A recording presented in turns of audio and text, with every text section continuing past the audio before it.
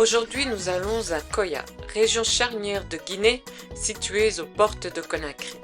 Carrefour entre la capitale, Kindia, et Forêt-Caria, Koya allie la fraîcheur de ses montagnes, la richesse de ses terres agricoles et l'énergie de sa jeunesse. C'est une terre fertile, où l'on cultive mangue, riz, manioc, mais où les agriculteurs et agricultrices font aujourd'hui face à de nombreux défis, changement climatique et manque d'équipements modernes. À cela s'ajoute une réalité préoccupante, l'exode des jeunes vers Conakry, voire l'Occident à la recherche d'opportunités. Les femmes qui restent se débrouillent tant bien que mal dans les champs. Un jeune a décidé de rester. Bangali Mara, jeune engagé, lauréat de plusieurs distinctions internationales. C'est le directeur de l'ONG AGED, Appui Jeunes pour le Développement.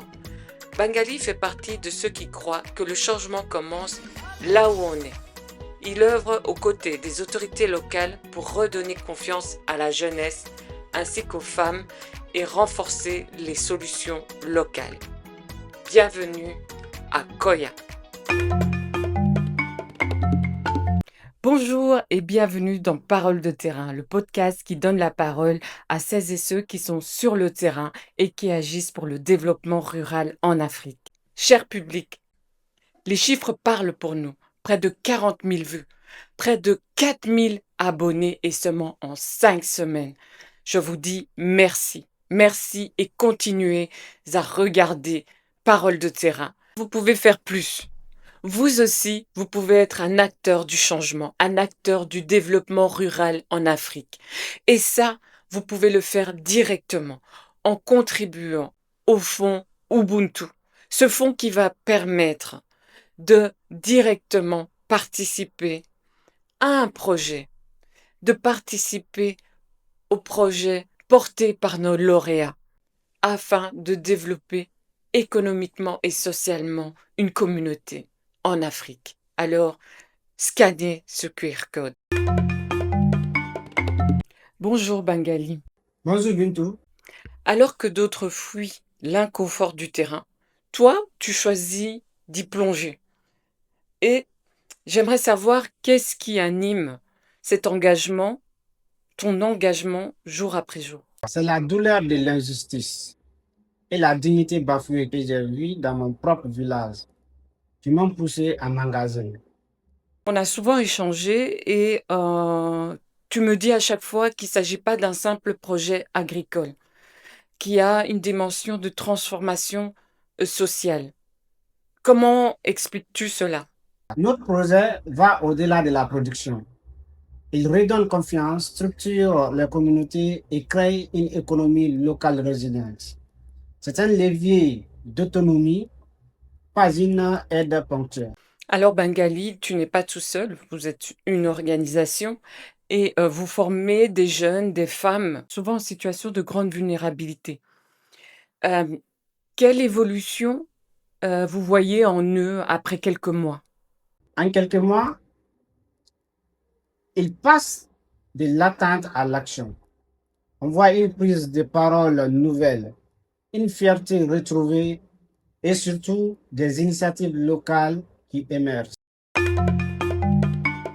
Le projet de Bengali vise à former et accompagner des jeunes et des femmes, en particulier les personnes vulnérables comme les femmes veuves, pour qu'ils deviennent acteurs du changement dans leur communauté. Bengali propose des solutions concrètes, agroécologie formée à des pratiques agricoles durables, transformation locale, valoriser les productions et accroître les revenus, entrepreneuriat, créer des micro-entreprises rurales viables.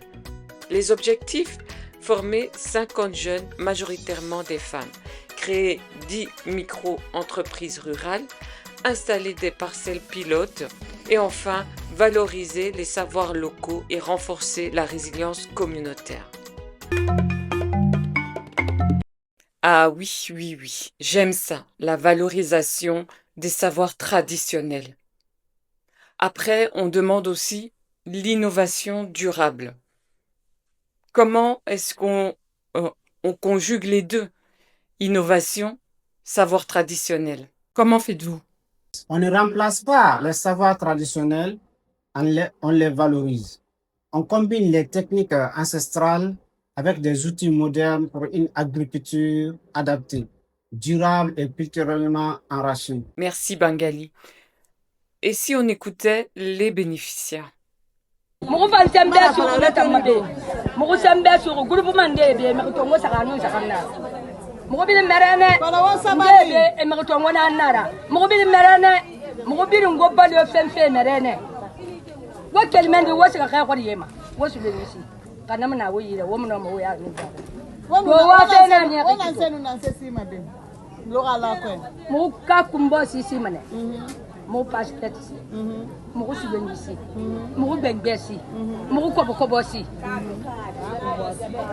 ngoye be pura kese anum pura ke anum ka be ele fui mugu ne na sima mugu ne sika fe na ki to e ga sangwa ima so sege mugu asima den na kana ga santi qorilu kali sa sara mane ali mane kangire famira wala le fo mai mare sima anange mama fe na ni ba ni wa tuna chori Pronto da giochi veglia con tampo a boa se na ta inde para na na ki ya ba adele na ni ta plan so to no do du ba na to sa itu sa na ko ni to ni na nang si so na slang ki sang kobo na re itu ba re no ma ro ni ba ba na pla ba ko da no alu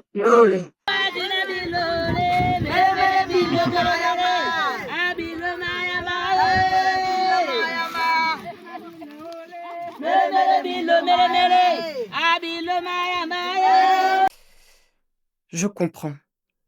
Oui, je comprends qu'elles ont besoin de semences. Je comprends aussi que l'association des femmes veuves est composée de femmes assez âgées et que ces femmes-là travaillent avec les mains. Elles travaillent dur, elles sont fatiguées. Et elles ont besoin de machines. J'ai bien compris.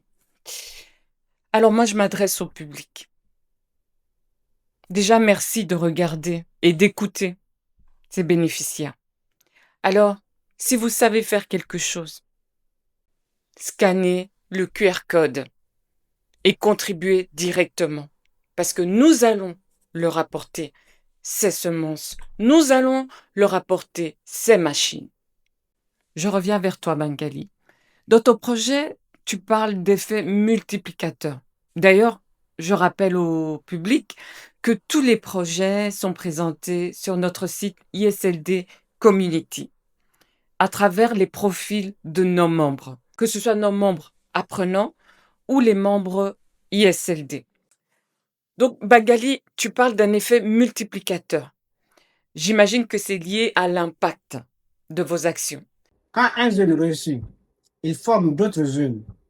Il inspire tout un village. Nos bénéficiaires deviennent à leur tour des porteurs de changement. On mesure cela par la réplication spontanée des programmes dans d'autres villages. Merci Bangali. Chômage des jeunes, exode rural, défis climatiques. Comment ton projet répond concrètement à ces urgences? On crée des emplois verts.